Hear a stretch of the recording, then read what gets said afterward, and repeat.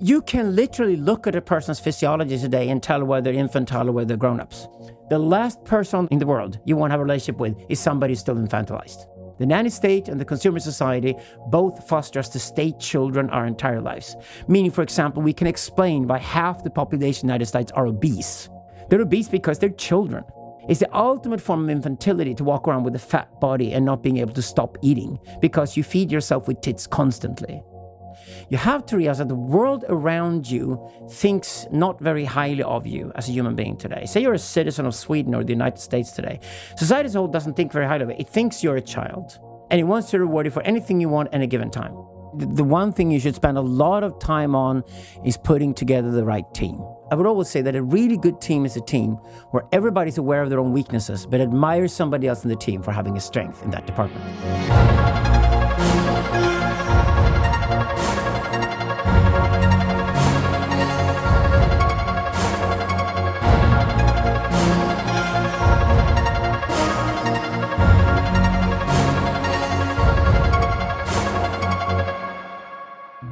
Hey, this is Ludvig Sunstrom, host of Future Skills together with Mikael Syding.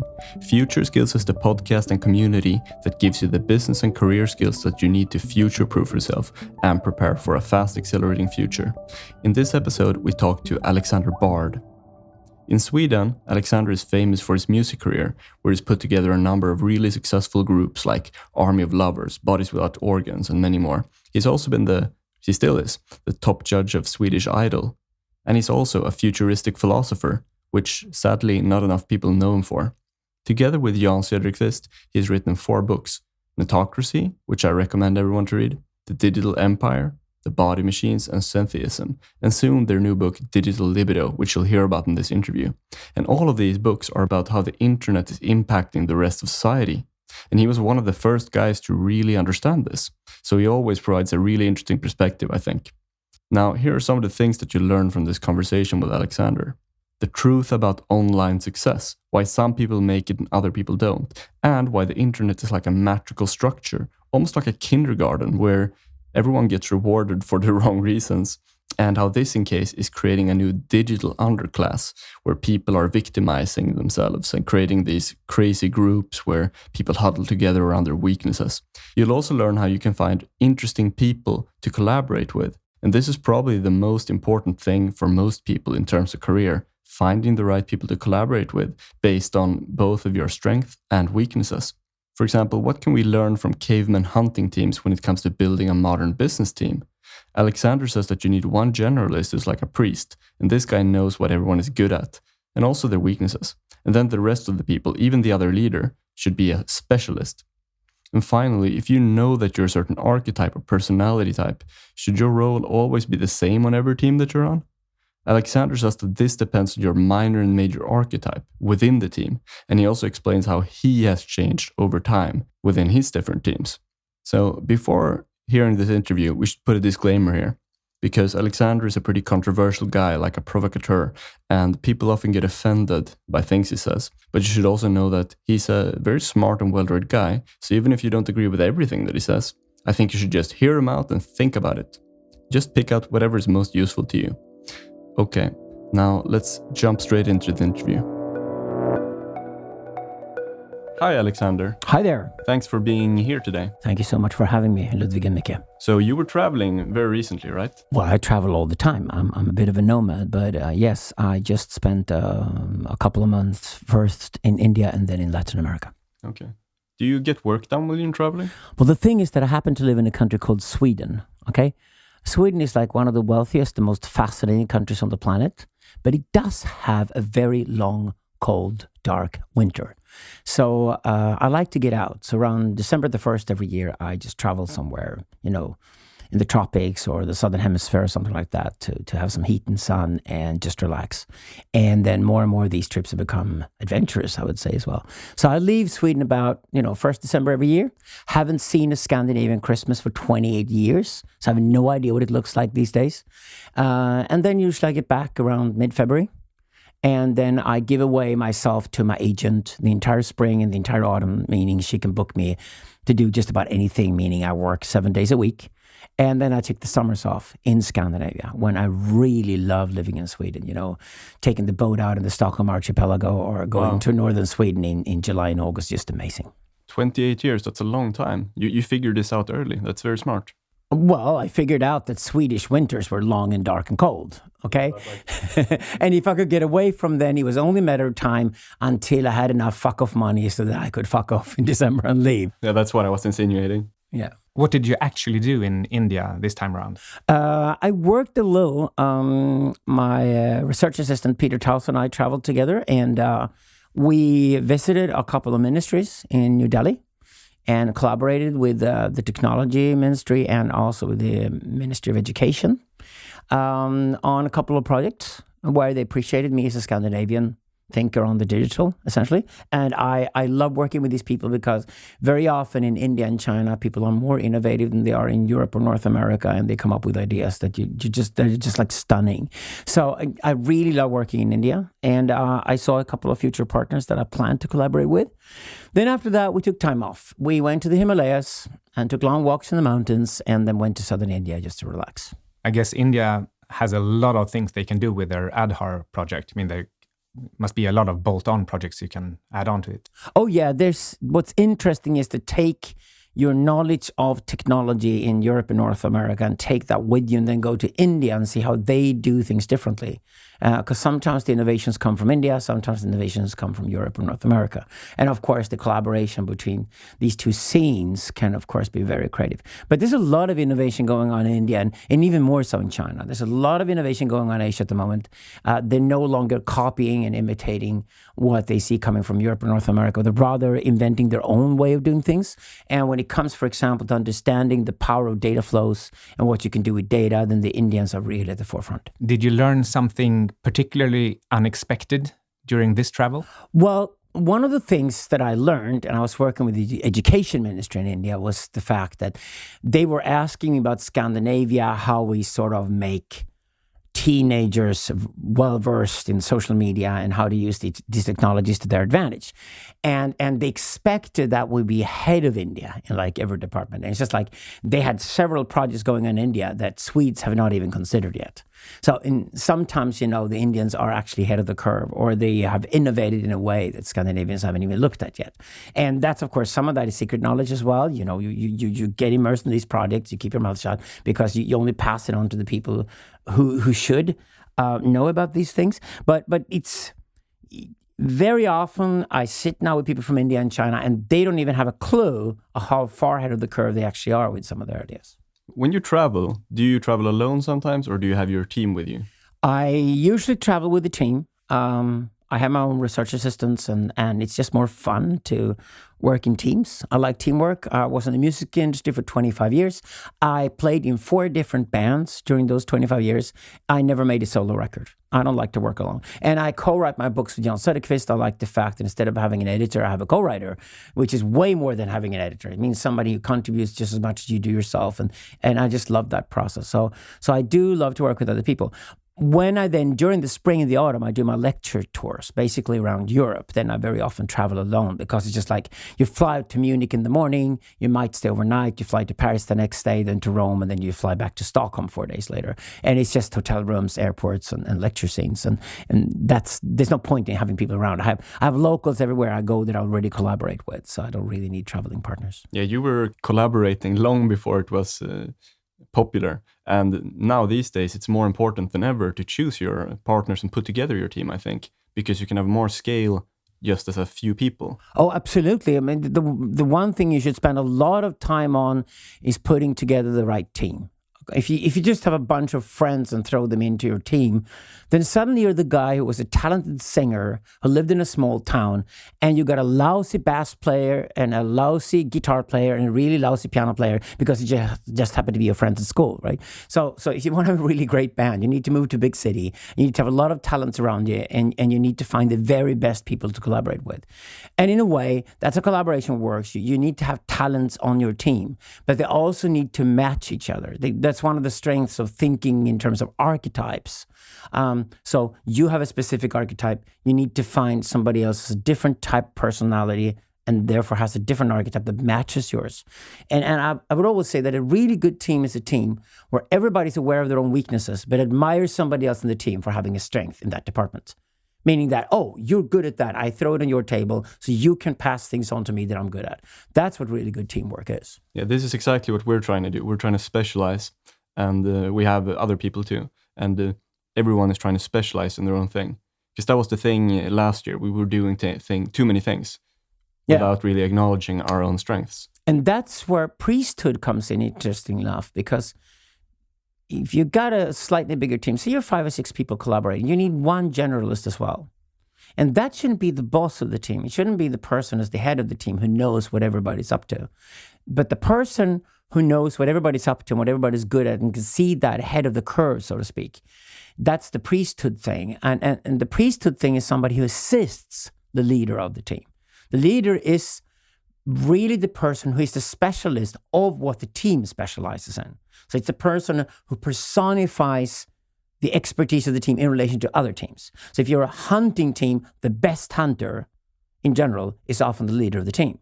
But the priest in the hunting team or the coach who's assisting is usually somebody who knows what the other guys are good at. And he's not really good at anything else except seeing collaboration for what it is. And I find that very interesting. The new book that Jan Söderqvist is now writing, Digital Libido, we look a lot into archetypes. And the priestly archetype is incredibly important, especially at the times we live in right now. Just to define this, libido is that within you that wants to live. Yeah, I thought that was pronounced libido. Libido, well, we said libido. I think it's when you pronounce something in English, you can always make sure that either Irish or the British or the Americans pronounce the way you do. But, okay, but digital libido or libido, it doesn't really matter in this case, I think. Digital Libido, Sex, Power and Violence in the Network Society is the title of the book. And we look into archetypes because we sincerely believe that individualism, the way we know it, is dead because collaboration is the shit. And it's what we will do because of the internet. So finding out how to collaborate in the most efficient way possible and the most sustainable way possible is the key to everything. And I think a return to tribal archetypes and see in what way different archetypes fit in our society today is absolutely key. And that's why I talk about priesthood, for example, or I talk about leadership and other things that actually are aspects of tribal life. And what we work with in the book is something we call tribal mapping. In a way, I would say I'm a psychoanalyst, and I like to kill individualistic psychotherapy as we know it today, because I don't think it works any longer.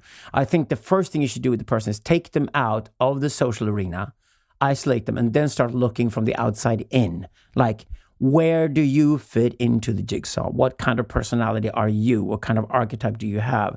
How do you contribute towards others? What is your strength? And what are your weaknesses? And when people can map this, what we call tribal mapping, suddenly their life starts to work.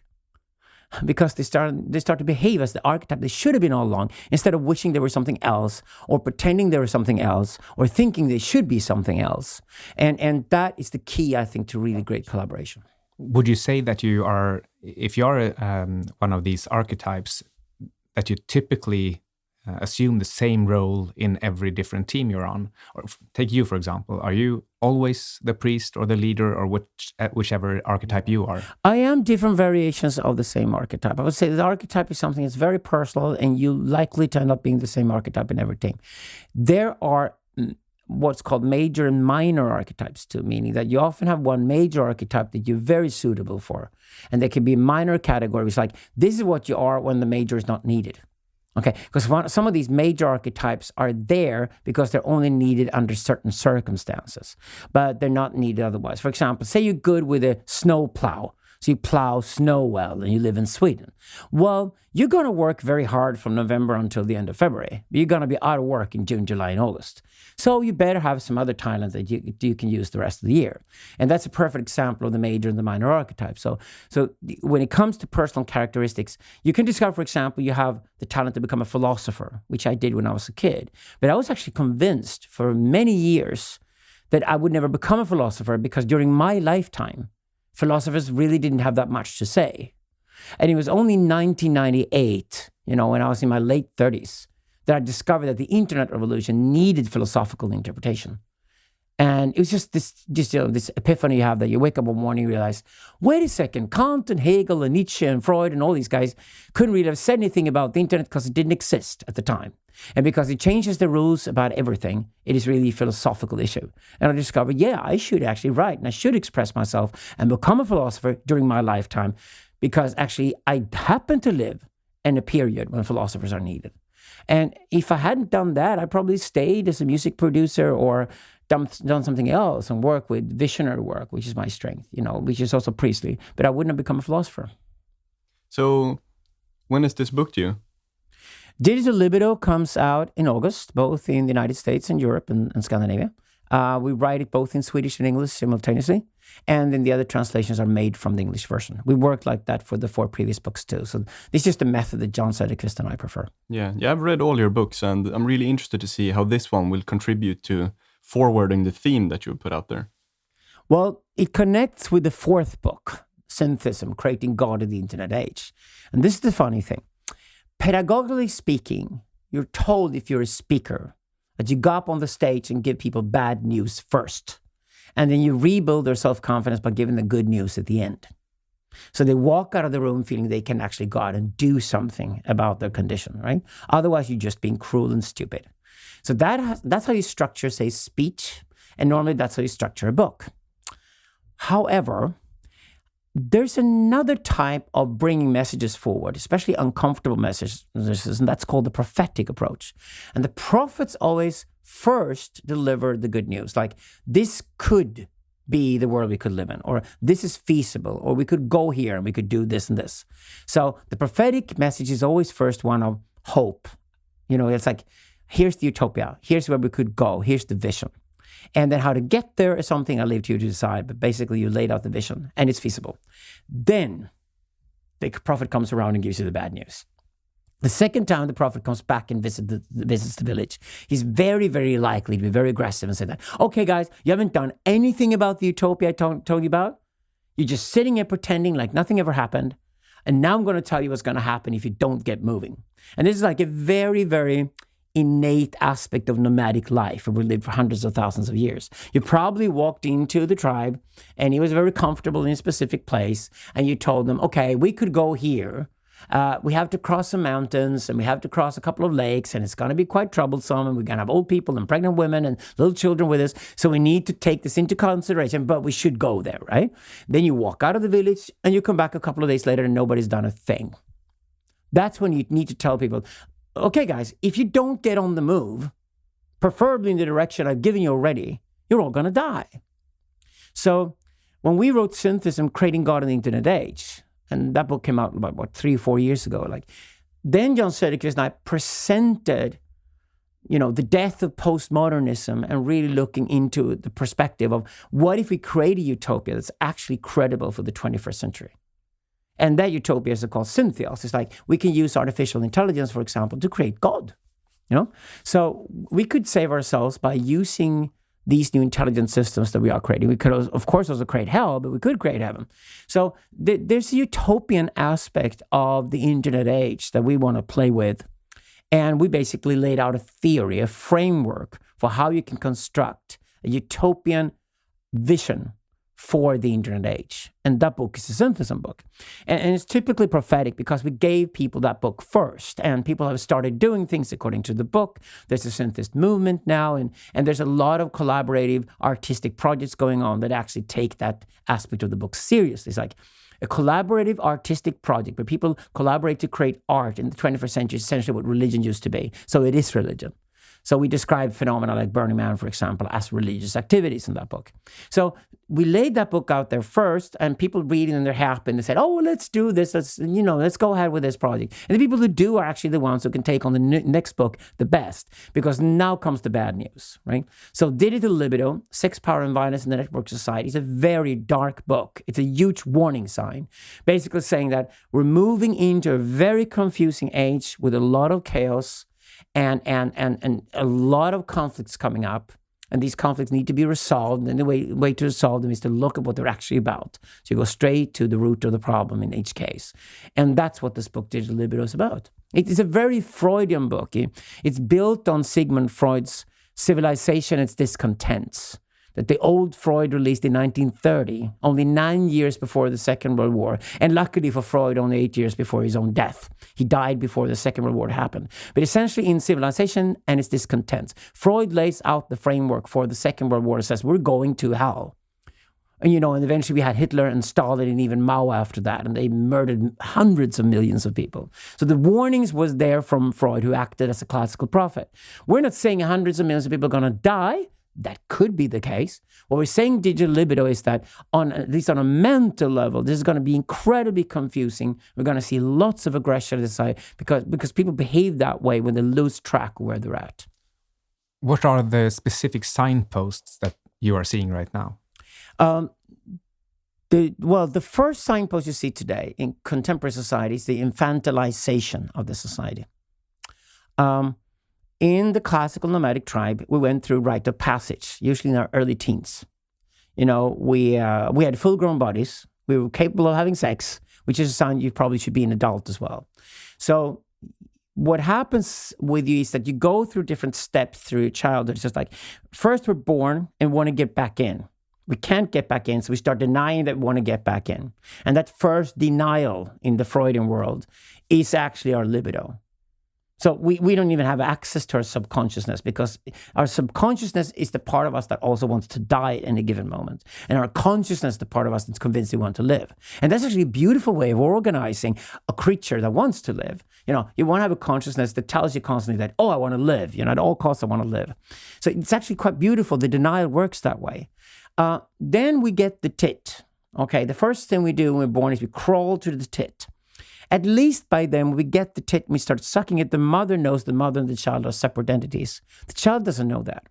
So we create our first illusion in life by sucking the tit that we're unified with the world. We're not separate from the world, meaning we do not exist as a separate entity. The mother's body and our own bodies are unified. They're one body. So there's no separation between mother and child. So as soon as you suck the tit, you get this experience early on in your life that you're unified with the world, which is essentially what death is. Death is a non-separate existence. That's what death is. So we love death in that sense. We love just sucking the tit. Nothing else happens. We get fed, and we don't have to do a thing. So the voice of the mamilla is the psychoanalytical Latin term for the tit. The voice of the mamilla tells us that everything is just fine. You can have anything you want. All your dreams will come true, and every child will get a gold star. So there's no hierarchy. Everything is just wonderful and beautiful, and you're loved no matter what happens. And there's no contradiction in that whatsoever. It's just like, eternal bliss, eternal love from a source that you don't even know where it comes from. It's like it's hidden from view that somebody's actually made an effort to feed you. And that is very convincing for the child. So the first year, the child believes that he can get anything it wants without effort. And that more or less continues until the rite of passage into adulthood? No. Something must happen long before that. And what happens is what's called the phallic intrusion. I'm using the correct words here. In the world of psychoanalysis, you use the genital organs because genital organs of the male and the female body are actually orientation mechanisms for the baby. So the father body or the body of the man is, of course, not the body of the mother or woman. So the male figure to the child, which is, of course, the phallic figure, it has a penis on it, represents to the child something different. What does it represent? Well, that's where Freud and the Freudians discovered that is the view. The mother is looking somewhere else for something she finds very attractive that isn't you. Well, she loves you as a child, but only as a child. She loves something else. She's attracted to something else. There's nothing to do with you, something that you don't have. So there's a jealousy that steps in there from the child. And what she's attracted to is the phallus. So the penis on the male grown-up body represents something that attracts mother that you don't have as a child. Okay, so this kickstarts a kind of creative envy. And what the phallic then represents is that the father or the fathers, rather, but the men of the community or the people who represent phallus, have to step into the child's imaginary. And this happens at about 1 year of age, which coincidentally happens to be when probably your first tooth is suddenly in your mouth. And it's not that nice to suck the tit any longer. So there's something biological going on. that's reminding you should get away from the tit. Your mother won't push you away. One of the great insights in the world of psychoanalysis comes from a female psychoanalyst called Julia Kristeva, who wrote a book in the 1980s saying that, Freud and Lacan and Jung and all these guys are wrong about the mother pushing the child away. What actually happens is that the child has to be seduced away from the tit, meaning that the child might stay at the tit unless the phallic intrusion happens. So it's up to men to be seductive. That's why seduction is essentially a masculine trait. So the father figure has to seduce the child away from the tit. But it doesn't seduce by moving the child from the mamilla or the tit over to the phallus, but rather by putting it somewhere in between. That's childhood. So the phallus represents that which you don't have but could have one day. So that's the first sign of utopian vision in your life. That's why utopian vision is so central to human existence. So the first sign of you could one day be like this man, or you could be what he represents. You could be phallic, you could have a big genital organ and have a sex life, meaning you would also be independent and free and no longer tied to the female body. And in return for that, you would also be responsible. And the responsibility for you being grown up is that you would have meaning and purpose to your life. This actually occurs in the child if this happens at 1 year of age. So what then happens is the child starts trying out what it's like to be its own entity. It pushes the mother's body away, and it ends up in between the mamilla and the phallus. So it needs both. It needs the mamilla because the parents still support you.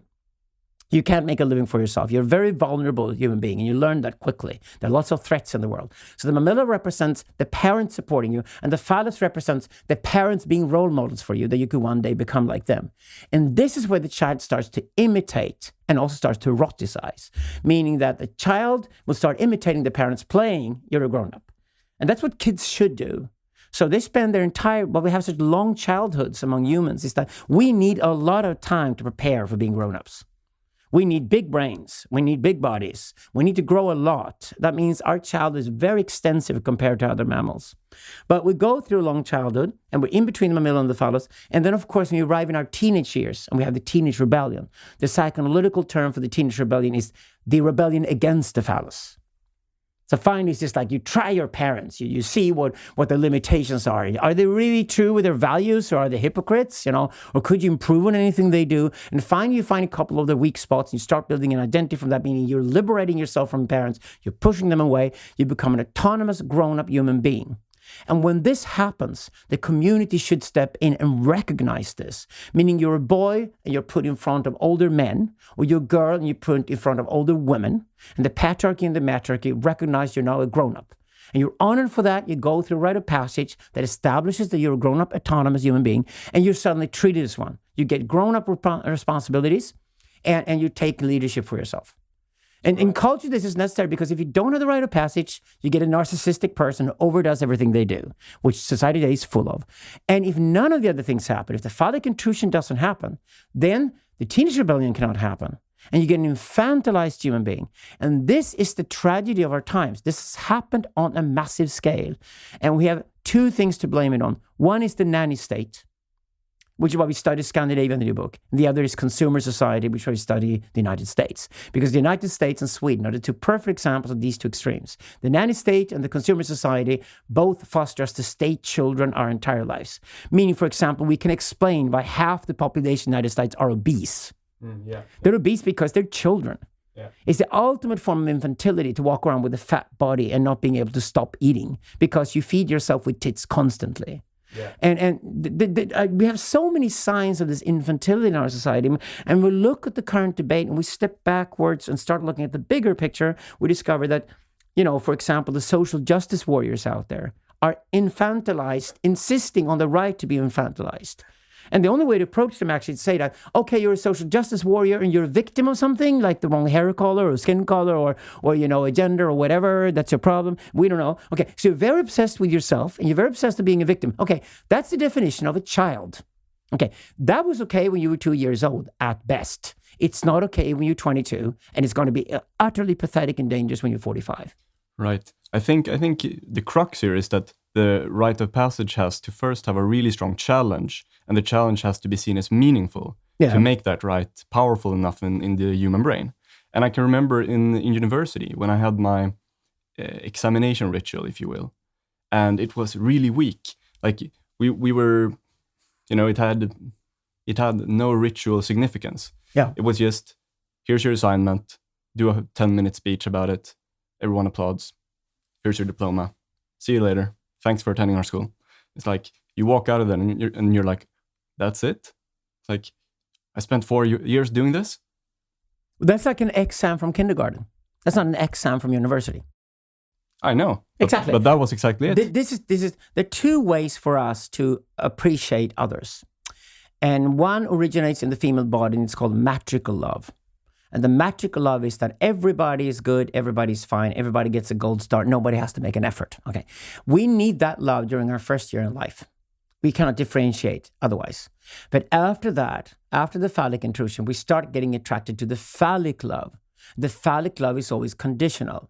The phallic love says that, no, it's connected with reality, meaning that it loves you through reality. Like, can you survive in real life on your own?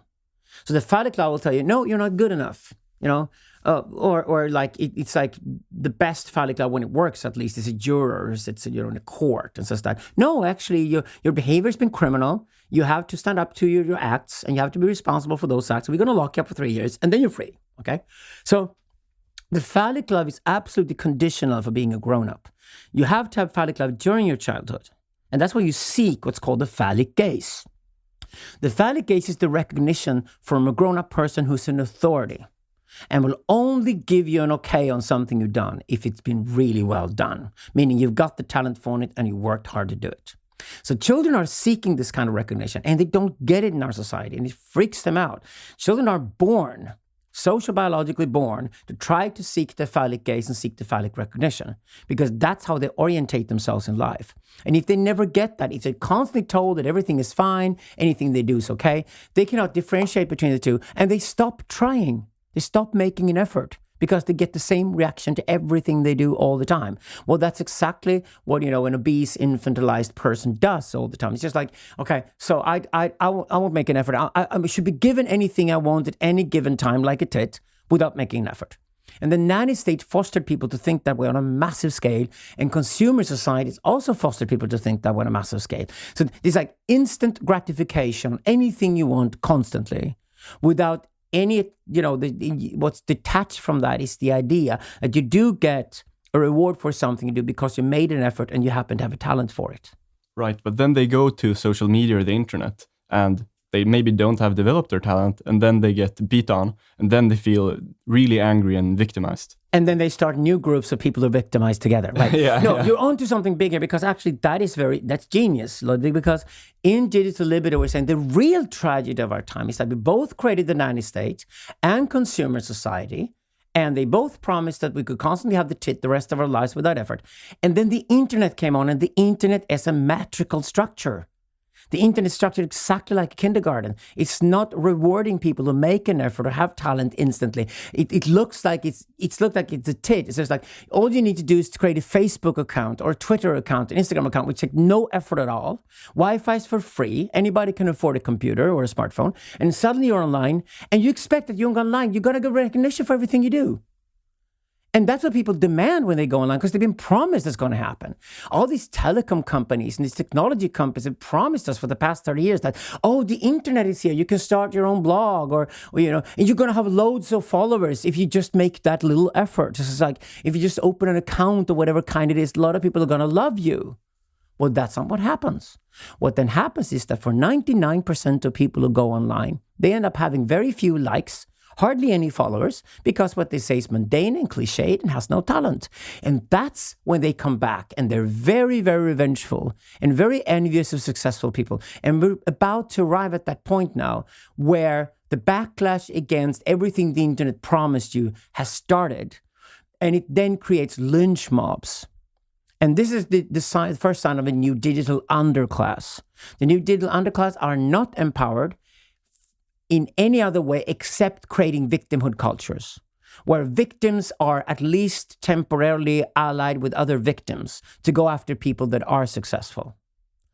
So, for example, when I hear about the identity left, I get very, very angry because the identity left are not leftists at all. They've never read Karl Marx. They don't understand that he would despise them if he saw what they were doing today. Because what identitarians are doing, and that goes both with the extreme right or the so-called identity left, they're all the same. The identitarians are basically saying that I am a victim and I will proclaim them a victim at least until somebody else is a bigger victim than me takes that voice away from me, because then I'm going to try to be an even bigger victim so I can get the voice back.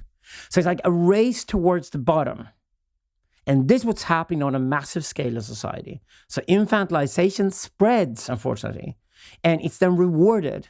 And it creates a certain laziness and ignorance that's then rewarded again.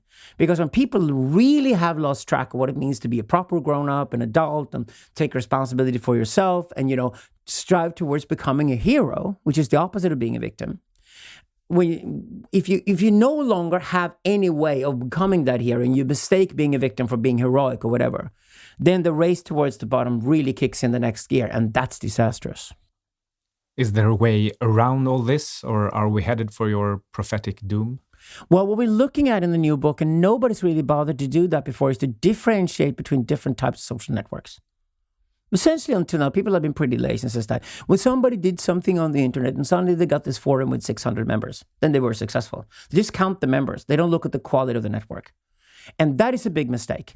I think postmodernism's big mistake was that it looked at the disasters called colonialism and Hitler and Stalin and Mao that had killed hundreds of millions of people around the planet over, say, 100 years, and said that, okay, all utopias are dangerous because these were all movements driven by utopias, like we're going to conquer the world, colonialism, or then Hitler trying to do the same thing for the Germans and Stalin doing it for the Russians and eventually Mao for the Chinese. And they're all like huge mistakes, like we're going to create huge empires and then we're going to force people to live under a tyranny.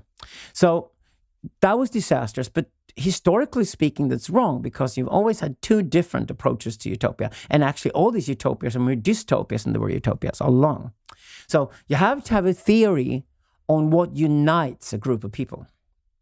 And the theory we develop in Digital Libido is essentially that either a group is driven by a fetish or it's driven by an abject. The fetish is essentially something that unifies you in a constructive way. A totem pole is the ultimate fetish. So you point out something and said, this thing points in a certain direction and we're going to get there.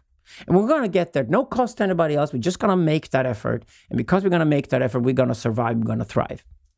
That is a real utopian vision. And any great vision, when you start a company or, whatever you do, runs according to a fetishistic vision. So you put up a fetish. The brand of a company is a perfect example of fetish. You have a brand to begin with. You have a symbol and a name to it. And people are standing under that flag at the company in the mornings when you open. Because that fetish drives all the activities in a specific direction. Meaning that everything you do within the company, all strategies, all communication, everything that's important in the company is directed by that vision. And that's what works. That works constructively. The opposite of that is to unite people around an abject, and that's a hated object. Okay, examples of that? Well, Hitler and the Jew. You're in Germany, you're in the 1930s, the Wall Street crash has just, hit Germany really bad. You already had a bad time in the 1920s, mass unemployment happens. A guy comes along and he's called Hitler. Is he messianic? No, he isn't, because it doesn't give you a fetish. He said, we're going to get there. He's rather saying, we're going to find somebody to blame our predicament on. And he finds the Jew, and he kicks in anti-Semitism in high gear in Germany. And he does unite the German people, but they're only united because they got something to blame everything on, and that's the Jew. And of course, what happens is disaster. Germany goes to war, and eventually, if you look at it afterwards, after 6 years of war, Germany was bound to fail. Nazism had a built-in ideology that strived towards its own extinction at the end. Oh. Because it could not win. Because once you decide you're a victim of oppression from somebody else, you're eventually going to become your own enemy. Always remember what Hitler said before he shot himself in the bunker in Berlin. He was actually ethical all along. He lived according to his own ideology until the very end. The last thing Hitler said was that, oh, by the way, we had this experiment where we tried the Germans against the Russians to see who, had the strongest will to live. And it turned out that the Russians had a stronger libido than you weak Germans. So I despise the Germans, and therefore I'm going to shoot myself because I'm a German. Whatever you say about Hitler, he actually lived according to his own dogma. Okay? that means all along he blamed the Jew for his own failures. He failed art school in Vienna. And he always, in his writings, blamed Jewish professors for not having access to that art school, although it was just his lack of talent. It was lack of heroic potential that made him a failure at art. And the tragedy is, of course, that then he became a politician, and that he had real talent for. So if you want to have an example of the opposite, say an example of fetishistic drive going through population, I would say the perfect historical example is Moses and the Israelites. So it's like Moses leads his people out of Egypt. Do you honestly think Moses sat down, in a square in Memphis in Egypt and asked people, do you want to go to the promised land or not? Do you think we should take the route through the Red Sea? Or maybe we shouldn't because we might get wet. No, he didn't. He wasn't modern at all. He just basically stood on the square and said, I'm Moses and I'm going to lead you to the promised land out of here. And I have a vision. If you want, you can follow me. If you don't, fuck you. And off he went. And that is perfectly fetishistic drive in a team. So we call it the messianic. The tragedy of humanity is that messiahs are very rare. And fake phalluses, the fake leaders unite us around something to hate, there are many of those. You could even accuse Donald Trump of being a fake phallus in this sense, because he also unifies people around an abject, and that's the Mexican or the Arab or something like that. But at least Donald Trump is not dangerous because he's a fool who got the White House. Because if he'd been a real Hitler, that would have been really, really dangerous. I was asking if there was any hope for humanity, and now I got this. If we go back to why you started talking about the fetish and the abject, what do you see either in terms of more signposts of going towards doom or a remedy? Well, we are at least intelligent human beings, and we're increasingly becoming more intelligent by using machines and connecting with each other much faster. Say, a forebearer of our message is Jordan Peterson. Okay, what Jan Söderqvist and I love about Jordan Peterson is the pop version of ourselves. So he can reach a much bigger audience than we can reach, and he's reached them basically already. So we can just deliver digital libido as like, okay, if you like Jordan Peterson, you want to go deeper. Here's the philosophical work that complements his work. Because I think these guys like Jordan Peterson and even Milo Yiannopoulos and some of these tricksters out there at the moment are basically warning us on a large scale, and their messages spread so fast because of YouTube and other media. So this is the advantage of the internet. You can get around the traditional power structures. You don't have to be published in a newspaper or on TV or radio anymore. You can, for example, do a great podcast with Mikael and Ludvig, and you can get your message out very quickly at a very low cost. And that's great because it means that in this internet today, with all this chaos of information, quality things do get through. So we have to have a theory where the internet can go next. Okay, if we were completely into the doom thing, we would say the internet is just an anarchy and there's no order. But that's not true. Because what happens in a large chaos after a while is that the chaos itself becomes phallic. What simply happens is that we pull ourselves into certain places in that chaos that then become nodes. That means we create networks of people that we do find intelligent and we do trust and we can listen to. Because over time we discover that some people actually speak the truth again and again, and some people are blatantly lying all the time. Maybe I should stay friends with the people who speak the truth. So we're more or less pulled into, and we start following and start to listen to, and we start to befriend the people who do speak the truth again and again. So they stand out. That creates nodes. It's a kind of topology of the internet. This creates nodes, and these nodes become very powerful. Some of these nodes are built on abjects, unfortunately. They also become very popular. But because they're built on abject, they don't really have a utopian vision. They're only dystopian. They're saying, oh, everything's going to be terrible if these immigrants are led into this country and everything's going to fall apart. Okay, that's just objection. That's not saying, well, where will we go, whether these immigrants were here or not? Because that's the utopian vision. So if you have only the dystopian, you can get very popular, like Hitler did, for a short while, but you're not going to have a sustainable model for popularity. Because sooner people are going to discover that you will only foster their victimhood, and you're going to be surrounded by victims. And for God's sake, nothing can be more boring than going to a party full of victims.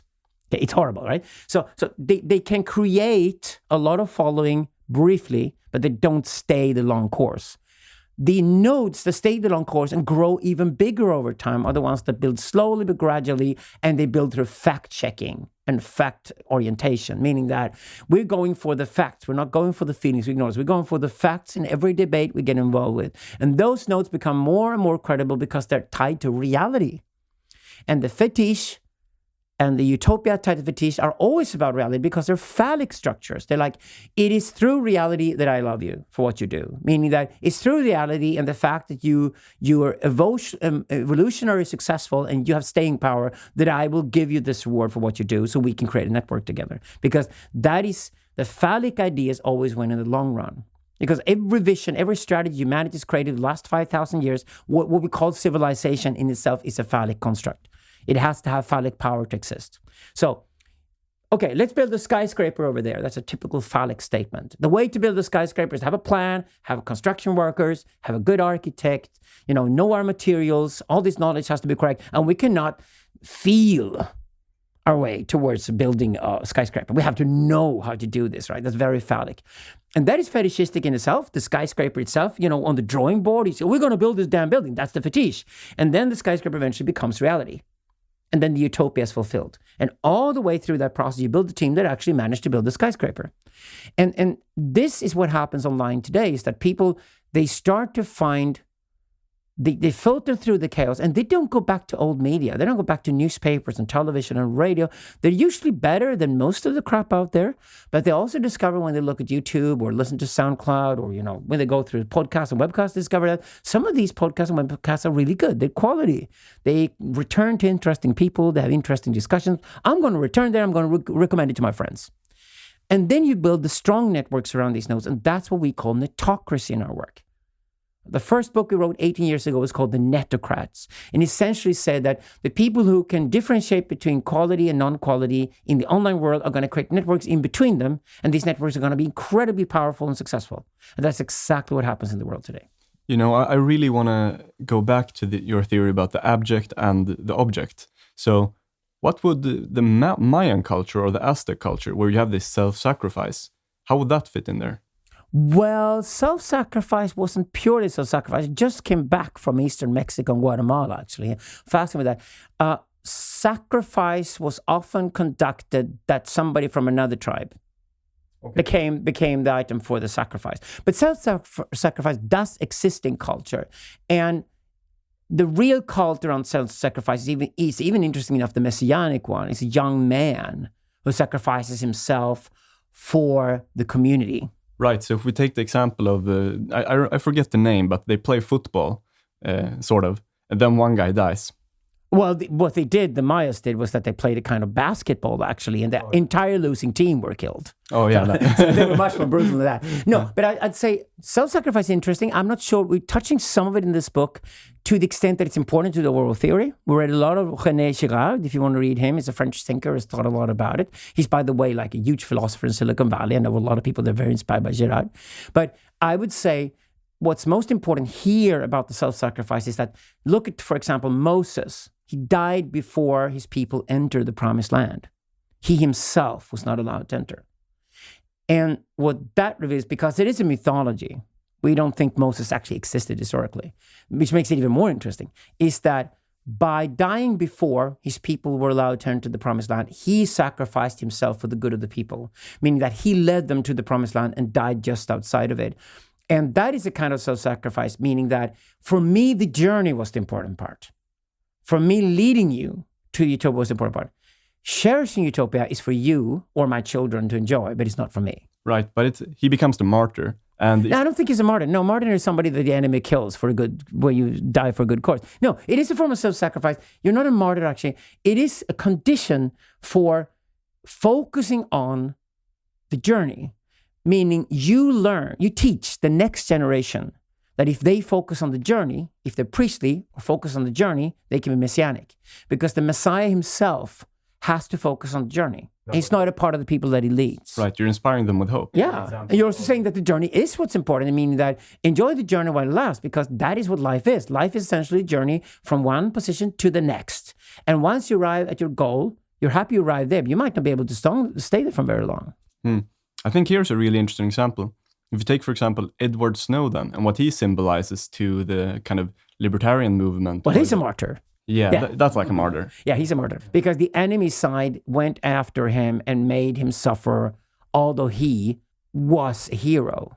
And Edward Snowden, to me, is the perfect example of a netocrat standing up against the old elite. He's early on the curve, and he's a netocrat. And basically, he was sort of wiped off like, oh, he's a betrayer. What he did was not very important.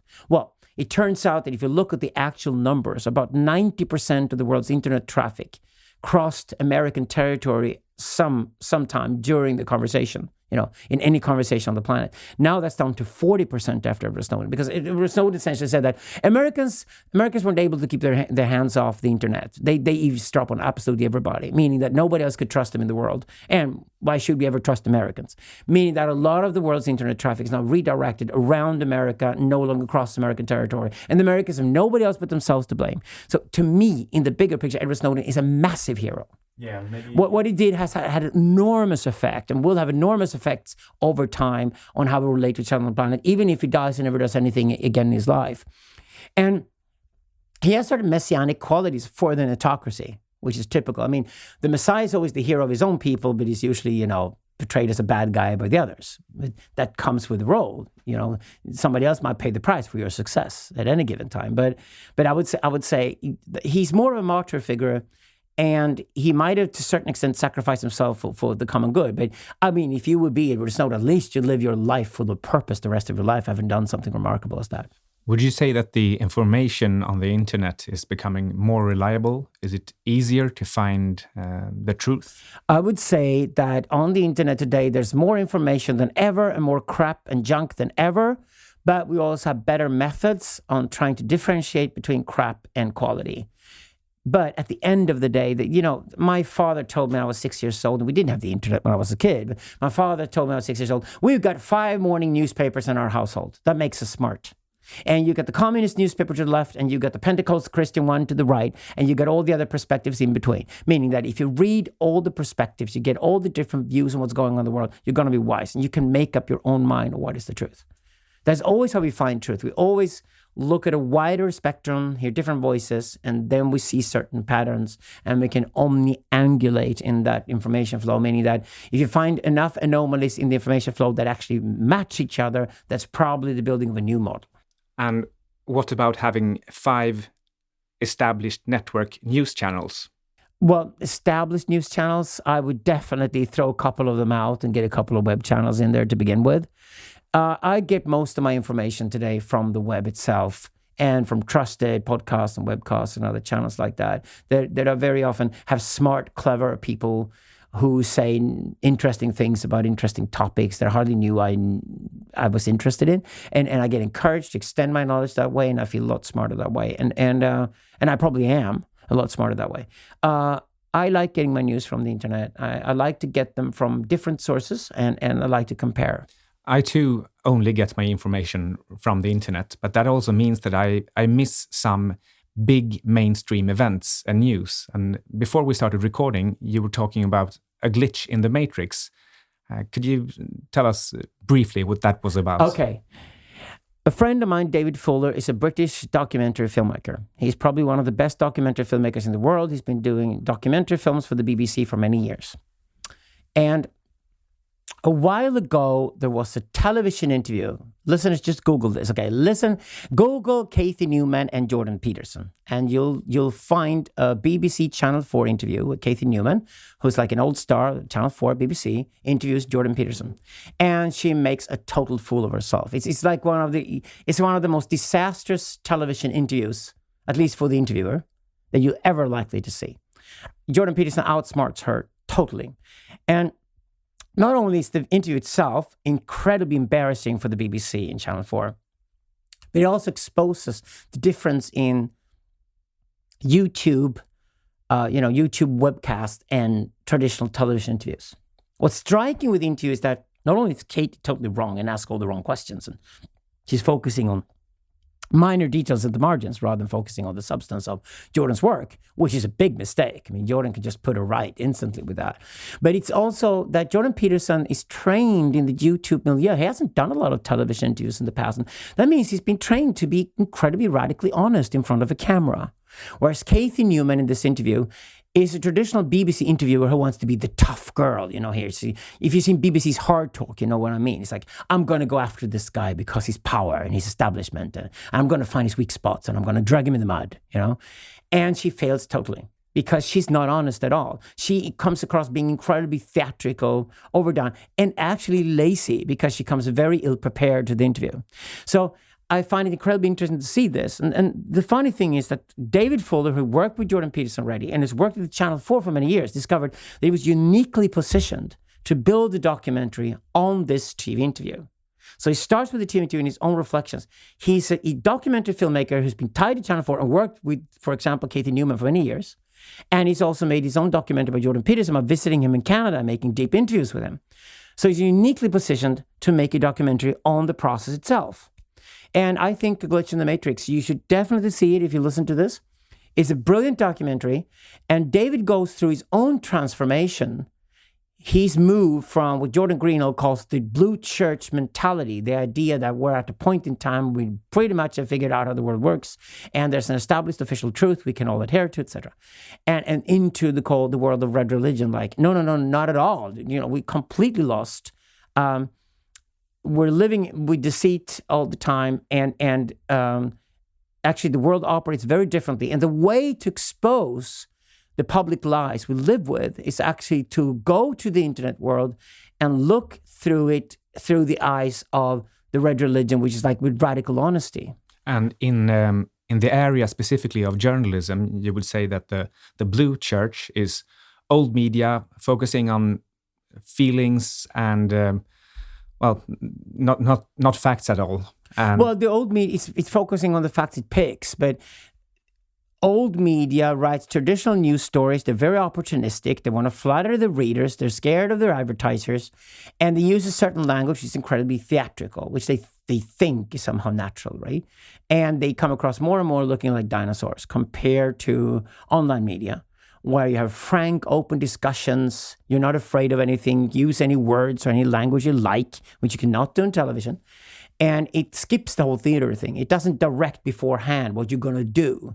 I do this for a fact because I get phone calls or emails from TV shows constantly about, debating on television. And they always ask me, could you please represent this opinion? They say that openly these days. Television debates call you and they say, we're looking for somebody who could represent this opinion. Could you take that role? And I'm like, I don't play theater if I go on television. If I go on a public debate, I want to be myself. I don't want to bring my own knowledge there. I want to listen to the others. I should also be allowed to change my opinion during the debate. Anything else would be immature and just outright stupid. I mean, if somebody convinces me that I'm wrong, then I'm perfectly happy to change my mind. So you cannot do that on television shows. It's basically people who theatrically present different, very often extreme views. And that's the end of the show. Right. And that's because they're chasing likes on the website.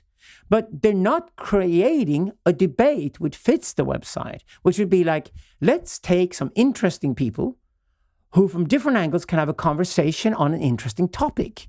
And they might agree or disagree. Who knows?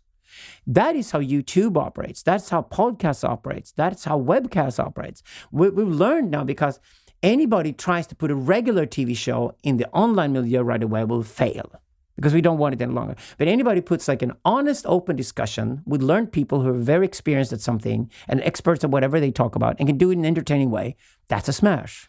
So the blue church has turned into an entertainment, like circuses. And the red religion online is about facts and the scientific method manifested. Well, what the red religion does more than anything is that it pokes fun at and is being ironic about the blue church. That's like the first stage. Then hopefully at the next stage, it becomes the ground for real knowledge and real wisdom and things like that. So we don't know that for sure. The only thing we know is the red religion is beating the shit out of the blue church at the moment. And actually, Jordan Greenwell's pointed towards Donald Trump's election in America as the first victor of the red religion, because ironically, when people picked Donald Trump, it wasn't because they were Trumpians. It was because he was a joker you could put in the White House, because you were so damn tired of Hillary Clinton, everything she stood for. Because Hillary Clinton is like the nightmare of a communication agency controlling the head of a politician. She wouldn't say a single word during her campaign that sounded true or honest. Like everything was rehearsed. Everything was theatrical. Even her embracing Beyonce on stage looked completely theatrical, contrived. And people could see that. People aren't stupid. And at the end of the day, it was like, this is a really bad choice between Hillary Clinton and Donald Trump. But we rather prefer Donald Trump, who's anti-establishment and who's a joker. The risk is that he puts his finger on the bomb, But we're even willing to take that risk, considering the fact that he's better than she is. And he will fight the deep state. He will cause a lot of trouble in Washington. And he will be he's the scarecrow of the establishment, meaning that he will shock them, and really turn things around and start to change things. And right now we need somebody to get in there in Washington, D.C. and stir the establishment. And that's exactly what Donald Trump has done and does. And that's why he's popular. And most experts in all media, they don't even understand this. They don't even understand that people voted for Trump not because of Trump, but because the alternative was more of something they were sick and tired of. And what they're sick and tired of wasn't even Hillary Clinton's policies. It was her belief that by having an army of communication agency professionals around her, she could beat anybody. When in reality, when we live in a landscape where every politician speaks 100% professionally according to communication agency standards, they're just dead robots. And we don't want to vote for that. And the choice of the term glitch in the matrix here, it's supposed to signal or be a harbinger of change because there's something wrong. Yeah. So the glitch is something happens. You've got a model of how things should work, and everything seems to fit this model. And suddenly there's an anomaly. Okay, and I know, so there's something in there that doesn't fit in. And that is, if you're clever, that's a sign that something is not working with this model. Maybe we should try to find another model that's better. And for a lot of people, the glitch is like an irritation, so you try to cover over it.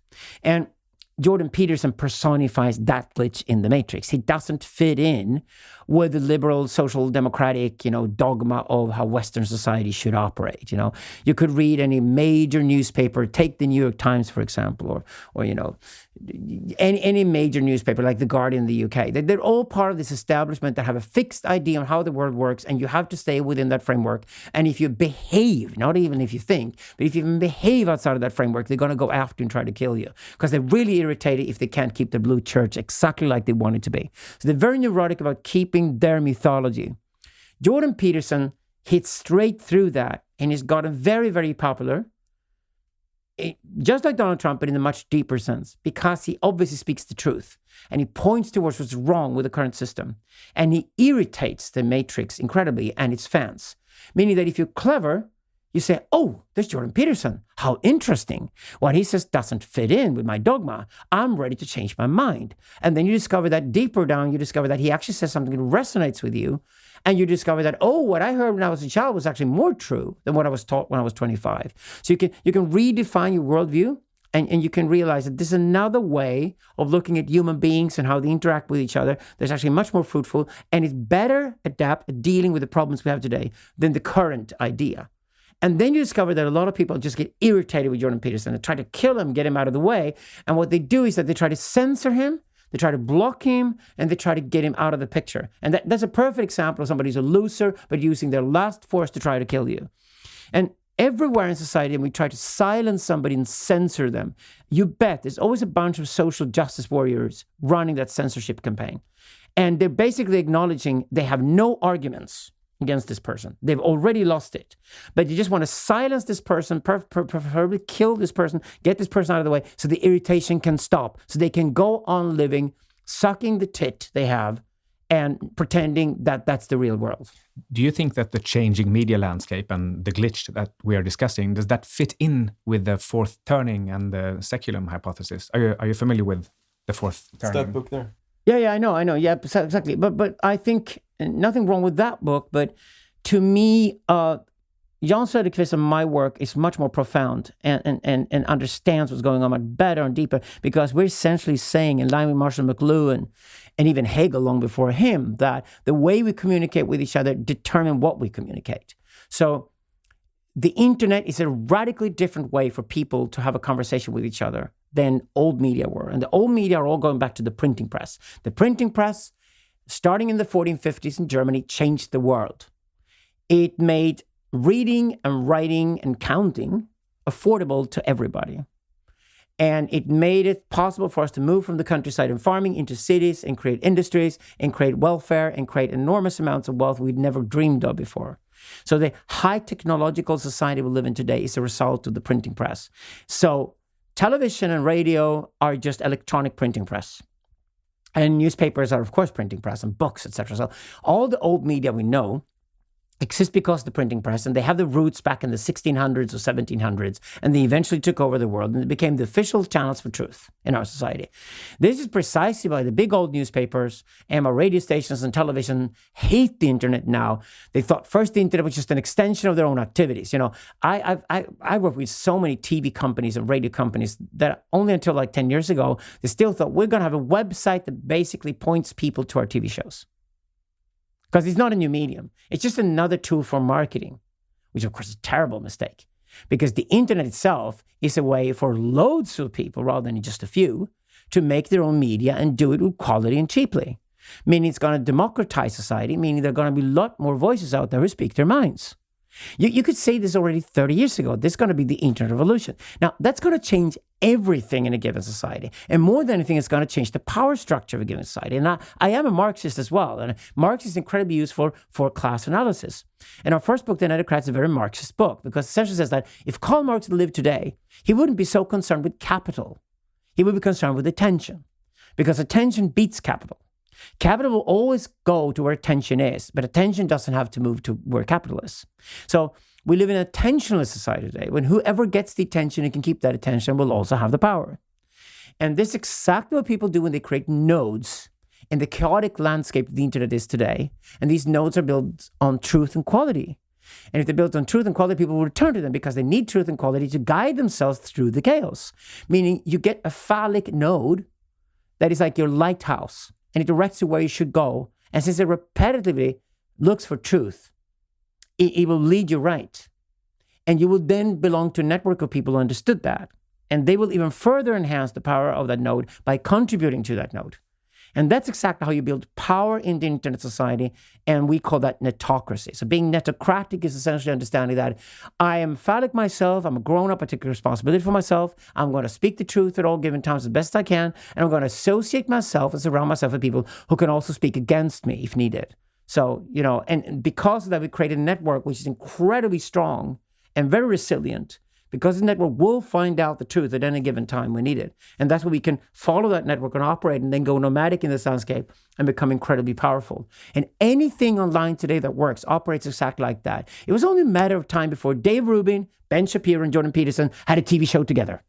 And they get even more millions of viewers because of it. So what happens is that intelligent machines find each other, and intelligent people with courage find each other, start supporting each other, and create massive online success phenomena that the old media can only dream of. So that is how you should prepare yourself for the future. I mean, if we assume that there will be big societal changes, then what you need to do is associate yourself with good networks, contribute, prove yourself, provide value, and thereby becoming part of networks that will both protect you and keep you sound. Yeah. And you guys, for example, you work on your bodies, like you go to the gym, you do really well, right?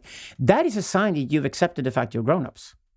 Okay? It's the opposite of being obese. So my advice to people today is to look around and realize, critically realize, that's where you should put on some Marxist glass and look at the world. You have to realize that the world around you thinks not very highly of you as a human being today. Say you're a citizen of Sweden or the United States today. Society as a whole doesn't think very highly of it. It thinks you're a child. And it wants to reward you for anything you want at a given time.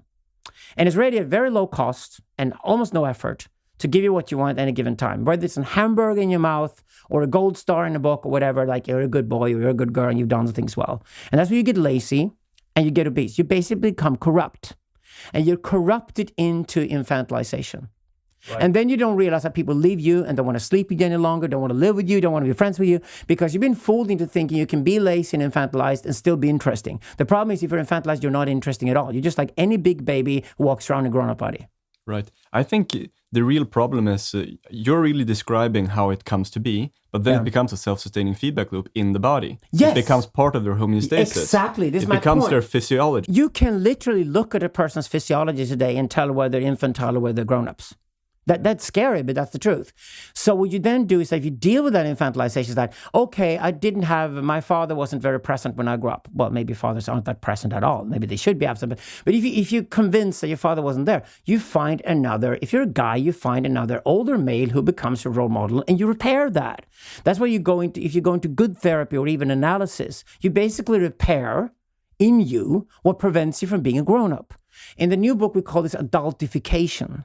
Meaning that you have to go through the process of adultification. And no matter how late you start this process in life, you go through adultification. Then you're concerned with yourself in a positive way. It's just like, okay, maybe I should be nice to myself. Maybe I should go to the gym. Maybe I should start to eat healthy food. Maybe I should read a lot of books or listen to a lot of books these days to get more clever. And you work on yourself in a positive way. And you love yourself by doing it. And that's exactly what a grown-up does.